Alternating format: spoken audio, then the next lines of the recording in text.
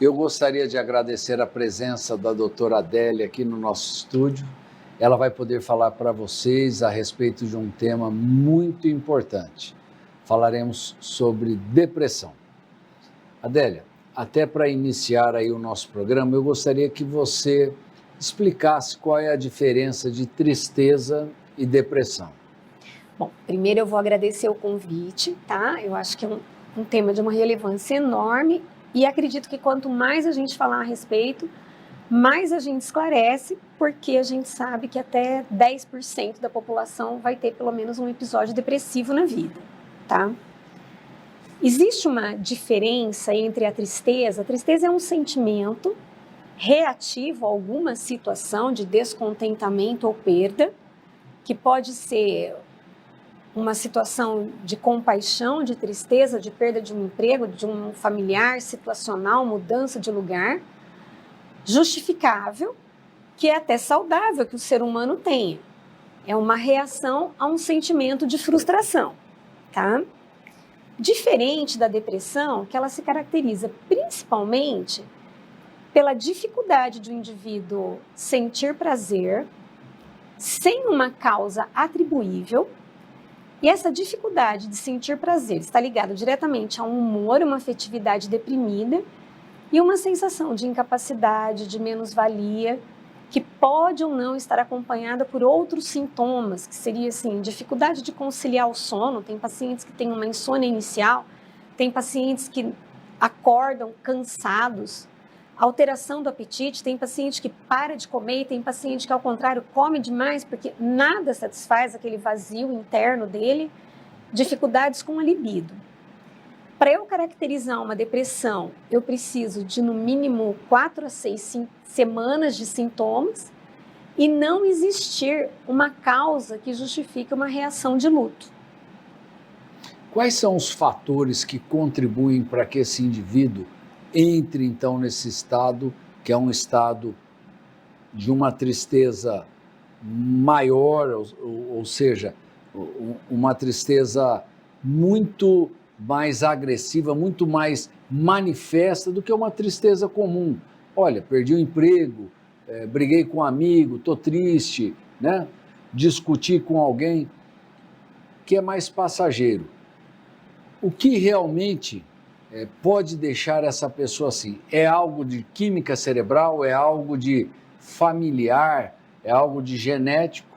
Ou tem algumas coisas que desencadeiam isso? Então, quase toda manifestação psiquiátrica, e aí eu vou usar o nome sem medo de ser feliz, doença psiquiátrica, né? Porque é uma doença, depressão, senão não teria critério diagnóstico no Código Internacional de Doenças. Ela é multicausal, tá? Existe uma questão genética, sim. Hoje a gente já pode dizer que sabe quais os genes envolvidos, se bem que ninguém vai fazer pesquisa genética para diagnóstico. Existe uma questão familiar, que aí vai somar a questão genética, tá? Com padrões de resposta que essa família tem, certo? Então, existem famílias que têm um comportamento mais reservado, um comportamento mais distante, que dificulta as manifestações de afetividade. E a gente sabe que indivíduos que conseguem manifestar de maneira efetiva o seu descontentamento conseguem se expressar melhor perante a vida, né, do que quem não consegue nem manifestar isso. Existem maneiras mais adequadas, né? Existem, sim, os fatores de risco social, familiar e financeiro. Então, crianças que já têm um componente genético, já existe uma família que tem esse padrão de resposta, submetidas à situação de risco, situações de abuso, que esse padrão genético levou a uma questão bioquímica, que ninguém sabe até hoje se o comportamento depressivo levou a uma diminuição de serotonina disponível, ou se a diminuição de serotonina levou ao comportamento depressivo, mas enquanto eu não determino o que é ovo, o que é galinha, esse indivíduo tem que ser tratado. Porque se ele não for tratado, isso eu já sei dizer com certeza.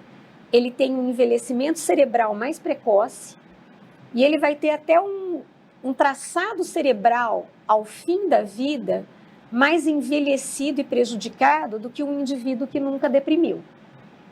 Entendi.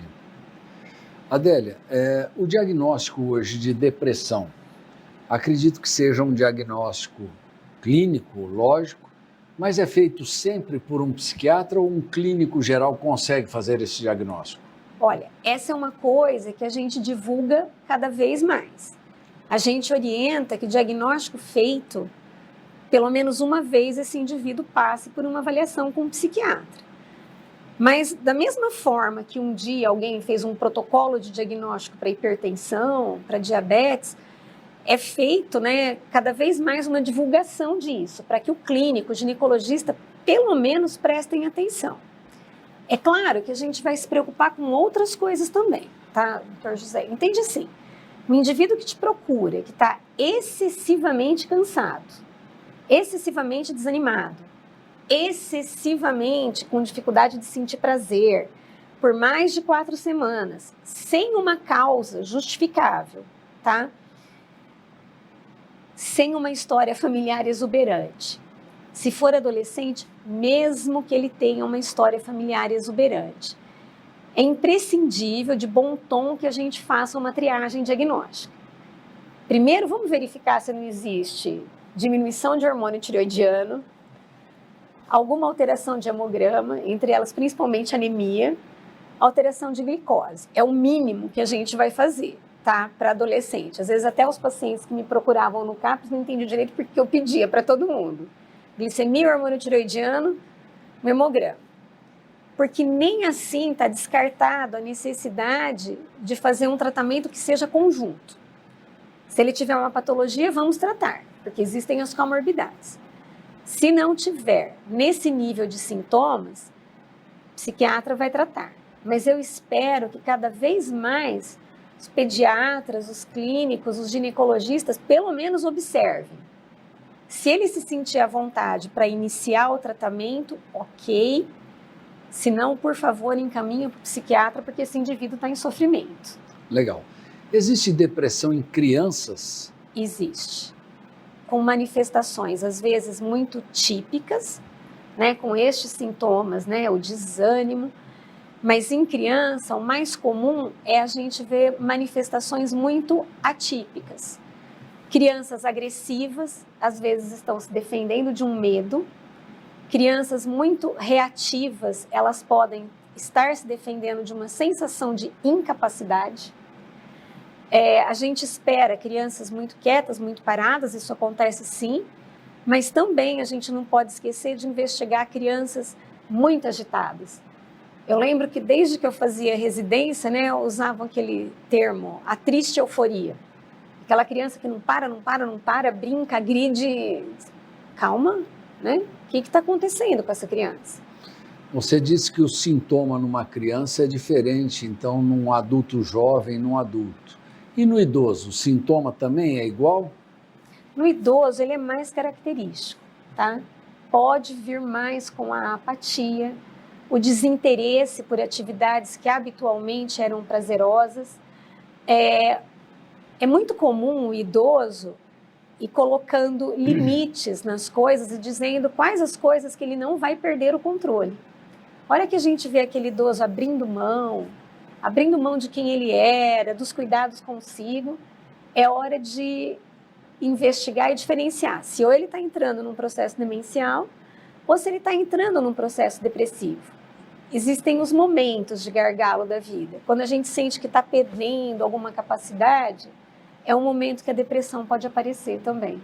Doutora, existem vários tipos de depressão? Sim, é interessante e necessário que a gente faça uma investigação e acompanhe a evolução. Primeiro, para investigar a causa. Ela pode ser classificada, né, pela causa.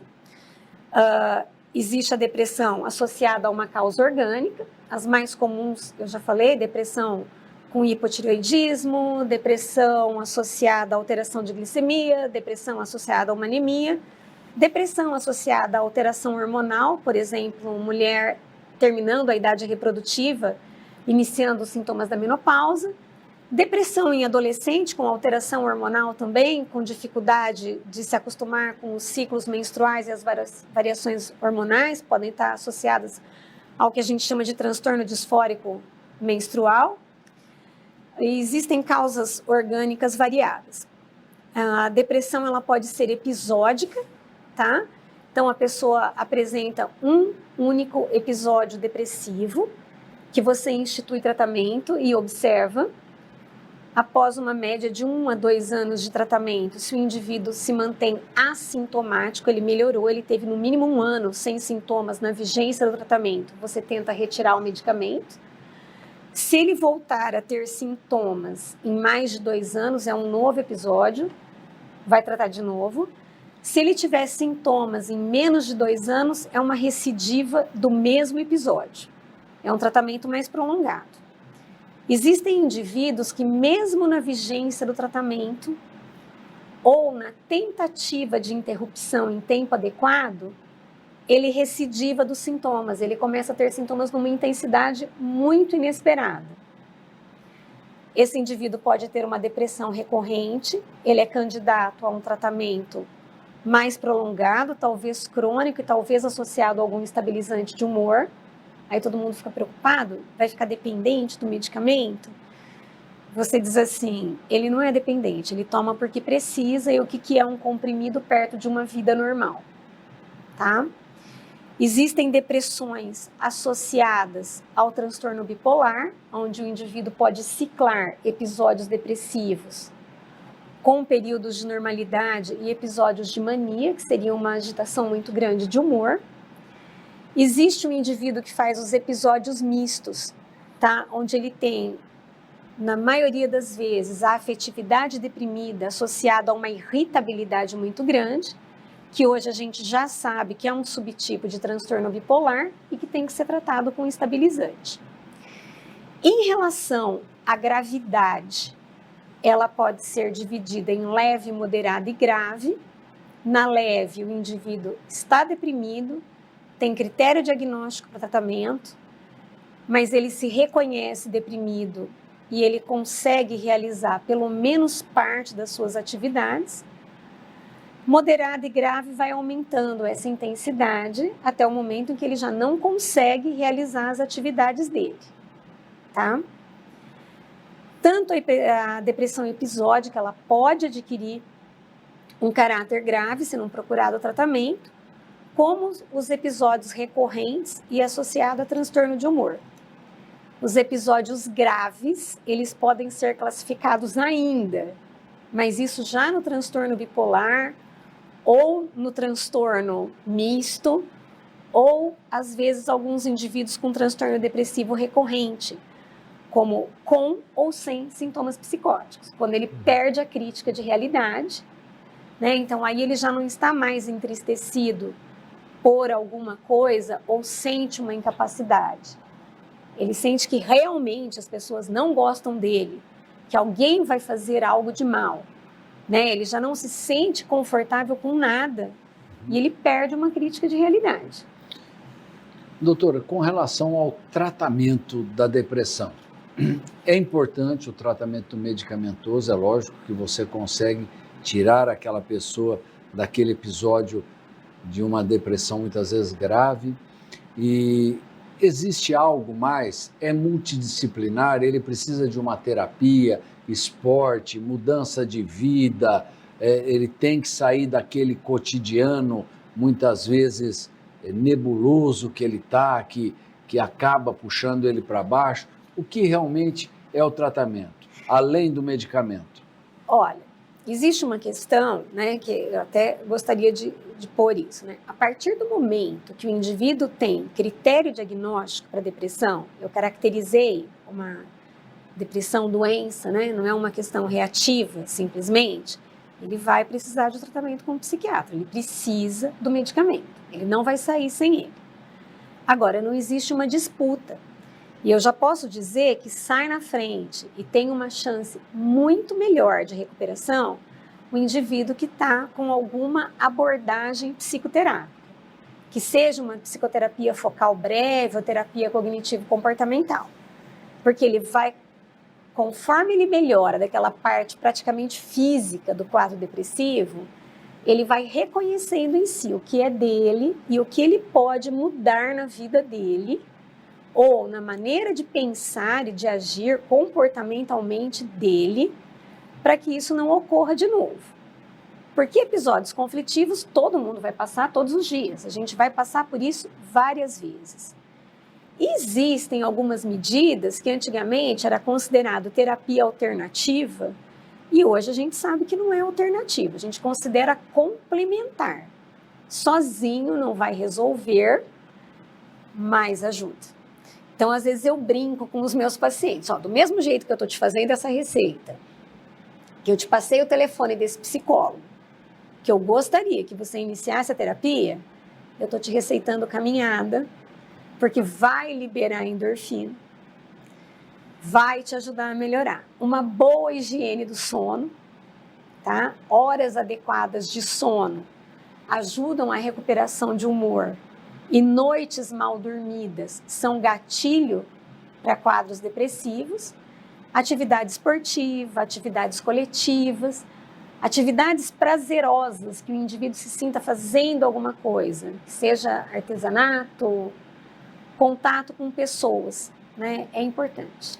E a religião? Onde entra a religião aí? Então, né, vamos lá. A religião, ela é considerada um dos fatores de organização da personalidade do ser humano, tá? Então, a espiritualidade, a gente já sabe que é um contato extremamente importante e é um fator preventivo e tratativo, tá? Agora, eu também tenho que respeitar que não tem religião alguma. Então, vamos fazer parte de um grupo de agnósticos, tá? Mas a religião é um fator de proteção. A espiritualidade é importante. Qual religião? A sua. Aquela que você se sente bem, que você está à vontade, que você pode se manifestar, que você pode concordar, criticar e ter um contato. Sem contar que a religião tem uma questão social. Assim. Vou fazer uma observação. Quando eu mudei para Bauru, eu lembro muito da minha sogra, da mãe da minha cunhada. Elas iam na igreja todos os dias. Eu falava, meu Deus, né? Estava começando a trabalhar, isso faz 25 anos que eu mudei para cá. Aí eu fui entender qual era o contato delas. Elas tinham um grupo de senhoras que abria a igreja, fechava a igreja, fazia bolo, ia na festa, ia visitar um doente, tinha aqueles grupos assim de atividade, eram amigas e viajavam juntas. Gente, isso é um fator social maravilhoso. E um fator de identificação, são pessoas com quem você se identifica, conversa, troca uma ideia. E os familiares e amigos? Os familiares e amigos também têm um papel importante nessa recuperação do paciente. Muito. Eu acho que assim, primeira coisa, vínculos saudáveis. Um dos fatores, assim, quando a gente investiga uma vida saudável de um adulto, é a gente perguntar, você tem vínculos antigos? Você tem amigos antigos que você traz? Pessoas com quem você conversa? Família é uma questão muito importante, mas a gente lida hoje com realidades diversas, tá? Então, tem pessoas que se mudaram para longe. Então, família é importante, o vínculo é importante, mas na ausência dela, a gente pergunta por outros vínculos. Com quem você divide a sua vida? Mas uma coisa que a gente orienta a família é assim, vamos estar prontos para ouvir, para dividir, para orientar, procurar um tratamento, mas assim, não minimize, não menospreze. Não tente propor alguma coisa alternativa do tipo, você é maior do que tudo isso. Será que você precisa mesmo tratar? Procura um profissional. Ofereça companhia, mas procura. Certo. Adélia, nós sabemos que alguns pacientes, não só neste caso de depressão, mas na maioria das doenças, começa a ter uma melhora pelo medicamento, pela terapia, pelo convívio, pela religião e tudo mais, e abandonam o tratamento. O paciente com depressão não tratado adequadamente, qual é o risco? Existem vários. O mais simples dele, tá? Então, quando você inicia o tratamento medicamentoso, você explica para o paciente, olha, é de 2 a 4 semanas para começar o efeito do medicamento, tá? O dia que você atingir o nível plasmático e você parar antes da hora, pode ser que você não vá piorar amanhã. Mas uma hora vai cair esse nível plasmático e a gente está correndo o risco de a hora que voltarem os sintomas, eles voltarem de uma maneira muito mais grave, muito mais difícil de conter, e ao invés de encurtar o seu tempo de tratamento, eu estou prolongando, às vezes com necessidade de doses maiores. Então, é um risco que a gente corre e eu preciso orientar. Existe um risco, José, que eu me preocupo muito e eu sempre oriento os pacientes. A depressão, ela tem o componente motor e o componente afetivo. A gente fala que é o componente afetivo, os sentimentos e aquilo que a gente chama de capacidade volitiva. Então, às vezes a pessoa começa a se sentir muito triste, tá? Muito desanimado, aquela sensação de incapacidade. Em algum momento, ela sente uma incapacidade física, uma falta de vontade de fazer coisas. Se esses dois componentes vão tendo um rebaixamento progressivo, imagina uma linha de corte. Em casos muito graves, chegou aqui nessa linha de corte, o indivíduo pode ter uma ideação suicida. Se ele não procurar tratamento aqui, e ele parou de tratar, passando desse ponto, se ele continuar deprimindo, ele não vai mais tentar o suicídio, porque ele não tem forças para. Aí o indivíduo começa a tratar. Não existe antidepressivo até hoje que melhore primeiro a afetividade e depois a capacidade motora. E aí a gente orienta a família, mesmo na vigência do tratamento. Se um dia ele falou que tem vontade de exterminar a própria vida, vocês tomem cuidado. Porque a hora que ele começar a melhorar, pode ser que essa vontade venha. E se ele interromper tratamento, ele vai se sentir sem apoio, com aquela criatividade mórbida. Então, é super importante perguntar para o indivíduo assim, você já teve uma vontade assim de sumir? Principalmente se ele falar, doutor, eu tinha vontade de dormir para sempre, ou claramente, sem medo, tá? Eu sei que existem locais que é até proibido de falar isso, mas a gente sabe que atualmente, quanto mais as pessoas falam, mais ela esvazia a carga afetiva daquela ideia, mais ela se sente apoiado. O senhor já sentiu vontade de fazer isso com o senhor? Como o senhor faria? Olha, acho que isso dói, né? Os problemas têm solução. E aí a gente combina estratégias com as pessoas. E você fala assim, olha, eu preciso chamar um familiar seu para orientar isso. E às vezes o paciente escolhe quem vai ser chamado. Mas esse é um risco também. Bom, Adélia, eu acredito que nós falamos aí de tratamento medicamentoso, apoio familiar, apoio de amigos, religião. Tem como prevenir depressão? Olha, esta é uma questão capciosa. Vamos lá. Eu estou dizendo que aquele indivíduo tem uma carga genética para. Se ele tiver vínculos saudáveis na infância, pela vida adulta, se ele se sentir amparado, e mesmo assim ele tiver uma determinação genética, pode ser que isso nunca ocorra. A gente sabe que nem determinação genética é 100% de certeza que vai acontecer uma coisa em medicina, né? Pode ser que isso ocorra de uma forma mais leve e pode ser que se isso acontecer em uma forma grave, vai ser abordado de uma maneira melhor. Para a criança, vínculos saudáveis, situação familiar de acolhimento, mas continência.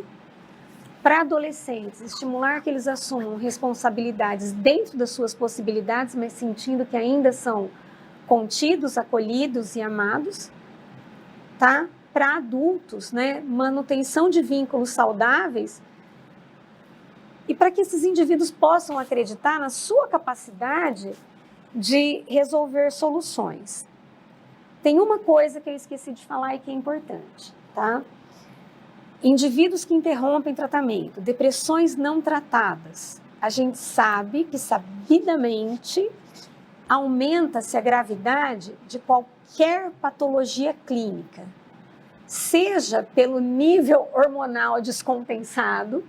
Então, você imagina que o indivíduo que tem uma depressão com algum componente ansioso, ele vai ter um hiperfuncionamento adrenérgico, com um hipofuncionamento dopaminérgico, isso vai interferir até numa hipertensão, diabetes, ou até mesmo por distrato dessas patologias, quando o indivíduo se sente enfraquecido e desesperançoso, até para fazer um tratamento clínico simples e acessível. Adélia, aquele indivíduo que muitas vezes não sabe que tem depressão, mas os familiares desconfiam. O que devem fazer? Eu gostaria que você falasse isso e também deixasse uma mensagem para o nosso telespectador. Olha, a vida é boa, gente, mas cheia de percalços para todo mundo. Se você percebe que tem um familiar que não consegue achar solução para nada, ele está sempre se sentindo retraído. Sempre ele responde de uma maneira reativa, mais agressiva, mais ansiosa, como se a cada observação ou crítica ele sentisse que você está cobrando, que você não está chamando ele para uma conversa, mas você está cobrando uma solução, que ele não tem capacidade. Fora a incapacidade de ver prazer em qualquer coisa, é hora de conversar com essa pessoa. Como é que eu posso te ajudar? Porque os problemas existem, tá? A gente tem que procurar ajuda, merece ajuda, mas sentir que não tem saída o tempo todo é extremamente limitante. Existem pessoas que não conseguem, assim, elas têm uma vida pela frente e elas mesmas se fecham para soluções. Isso pode ser uma depressão. E tem que ser procurado ajuda, orientação. Sem dúvida nenhuma. Eu acho que no menor sintoma, qualquer que seja a dúvida de familiares e amigos, deve procurar uma ajuda de um profissional especializado, deve-se fazer um acompanhamento adequado para que não tenha um desfecho ruim desta doença chamada depressão. Sim. Eu gostaria de agradecer a doutora Adélia e já fica aqui o convite para voltar. Gostaria de tratar um tema aqui, borderline. Gostaria que ela viesse falar, vamos ver se no próximo mês ela possa falar desse tema aqui com a gente. A vocês que nos assistiram, muito obrigado. Fica aqui o convite para que na semana que vem estejamos juntos aqui para mais um Prever Saúde. Tchau.